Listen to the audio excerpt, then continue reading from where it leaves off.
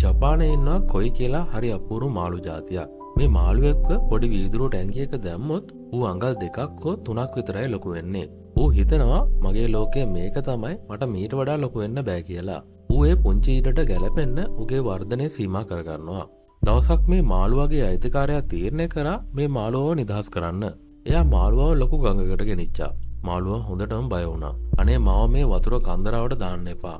මට පීනන්න බැරි වෙයි. ලොකු සත්තු මාව කයි. මගේ වීදුරු ටැංකිය කොච්චර ආරක්ෂිතද? මාළුවා හිතේ යටින් කෑ ගැහුවා. මාළුවා ගඟට වැටුණා. ඒත් පුදුමේ කියන්නේ ඌ පීනුවේ නෑ. ඌ කලේ ගඟ අයිනේ තිබුණු ගලක් අස්සට වෙලා හැංගුණ එක. ඇයි දන්නවද? ටැංකිය නැති වුණාට ටැංකියේ සීමාව තාම එයාගේ ඔළුවේ තිබුණා. එයා හිතුවේ තාමත් එයා ඉන්නේ අර පුංචි ඉඩේ කියලා. එයා ලොකු වෙන්න බය වුණා. දවස් ගාණක් ගියා. බඩගින්න නිසා මාළුවා එළියට ආවා.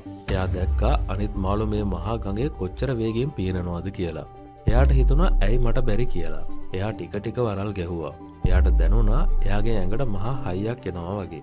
ගඟේ වතුර පාරත් එක්ක එයා තරගෙට පීනන්න ගත්තා. අවුරුද්දක් යද්දී ආශ්චර්යයක් වුණා. අර අඟල් දෙකේ හිටපු මාළුවා දැන් අඩි 3ක් විතර විශාල යෝධ මාළුවෙක් වෙලා. එදා එයා අර වීදුරු ටැංකියේම හිටියා නම් එයා මැරෙනකම් ඉන්නේ අඟල් දෙකේ මාළුවෙක් විදියට. එයා ලොකු වුණේ කෑම නිසා නෙවෙයි. එයාට ලොකු වෙන්න ඉඩ ලැබුණු නිසා. එයාගේ පරිසර වෙනස් වුණාම එයාගේ වටිනාකම සහ ප්‍රමාණයත් වෙනස් වුණා. ඔබත් තාම ජීවත් වෙන්නේ වීදුරු ටැංකියකද? ඔබ වටේ ඉන්නෙත් බෑ කියන මිනිස්සු නම්, ඔයාව පල්ලෙහාට දාන යාළුවෝ නම්, ඔයාගේ දියුණුවට ඉඩක් නැති රස්සාවක් නම්, ඔයා කොච්චර දක්ෂ වුණත් ඔයාගේ වර්ධනය එතනින් නවතිවි.